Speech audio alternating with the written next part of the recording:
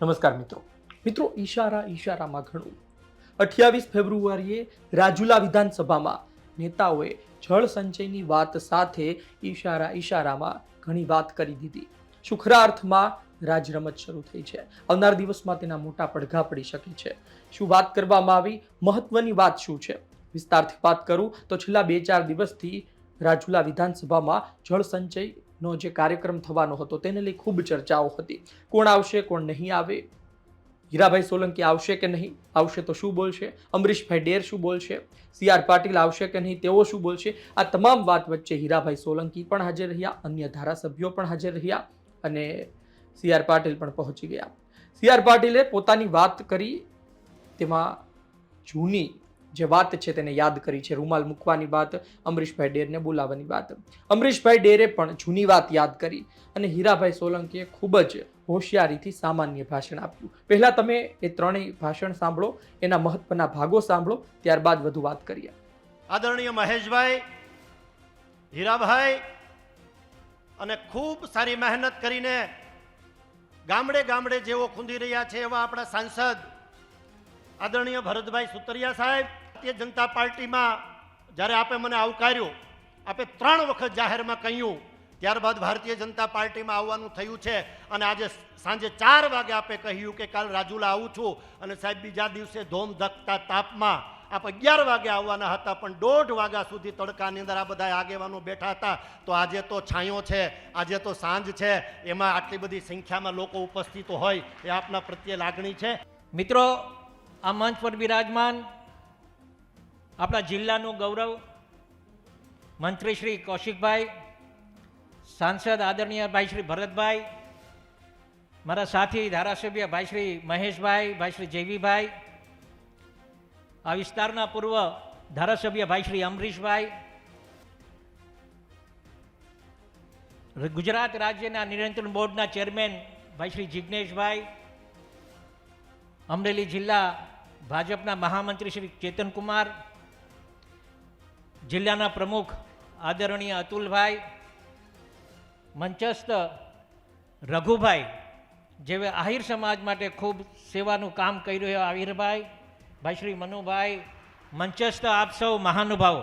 મેં 2-3 મિટિંગમાં અમરીશભાઈને એમ કહ્યું હતું કે તમારી સીટ રૂમાલ મૂકેલો છે, ખાલી છે।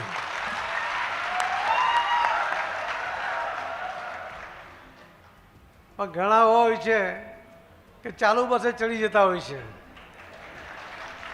અને ઘણા એવા હોય છે કે ઉભેલી બસે બસ ચૂકી જાય। અમરીશભાઈ સામેથી કીધું તો પણ નહીં, અને એમાં હીરાભાઈની સંમતિ હતી એ પણ તમને કહું કે એમને ખેલદિલીથી 2 સીટ અમે ગોઠવી હતી કે એમણે કહ્યું કે હા એમને લઈ આવો, અમે એમની સાથે રહીને લડીશું।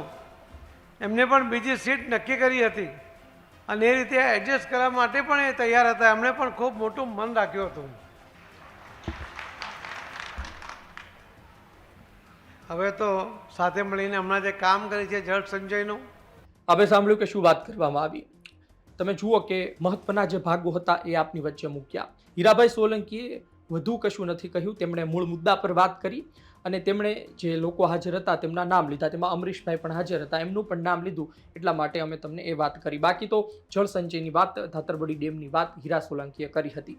અમરીશભાઈએ જૂની વાત યાદ કરી અને કહ્યું કે 3 વખત બોલાવ્યો ત્યારે આવ્યો છું, એટલે 3 વખત કહ્યું તમે પછી ભારતીય જનતા પાર્ટીમાં જોડાયો છું, તેમનો ઈશારો એ તરફ હતો। અને સી.આર. પાટીલે પણ ઈશારોમાં કહ્યું કે ઘણા લોકો ચાલતી બસમાં ચડી જાય પરંતુ અમરીશભાઈ અલગ છે।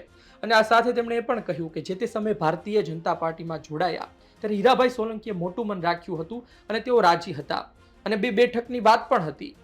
અને તેમણે એ પણ કહ્યું કે હીરાભાઈ સોલંકી એડજસ્ટ કરવા માટે પણ તૈયાર હતા। ત્યાં સુધીના શબ્દો સી.આર. પાટીલે કહી દીધા, પરંતુ સવાલ એ છે કે શું આજની તારીખે હીરાભાઈ એ મૂડમાં છે?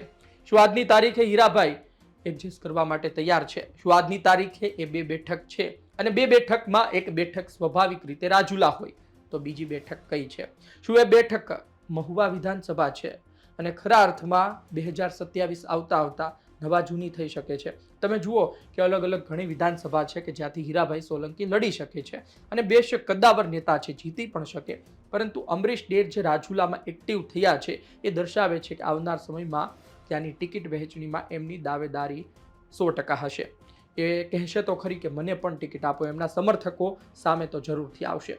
અતિ મહત્વની બાબત એ છે કે સમગ્ર કાર્યક્રમમાં કોઈ મોટા એવા ઈશારા બીજા પણ નથી થયા, કોઈનું નામ લઈને ટોણો મારવામાં આવ્યો હોય, પ્રહાર કરવામાં આવ્યા હોય તેવું પણ નથી, પરંતુ જે કહેવાનું હતું ટૂંકું ને ટચ એ વાત કરી દેવામાં આવી છે. અમરીશભાઈએ પણ હીરાભાઈ નામ લીધું છે, સામે હીરાભાઈએ પણ અમરીશભાઈનું નામ લીધું છે. એટલે કે હવે એકબીજાના કાર્યક્રમમાં હાજરી આપવી, એકબીજાનું નામ લેવું, ત્યાં સુધી મામલો શાંત થઈ ચૂક્યો છે.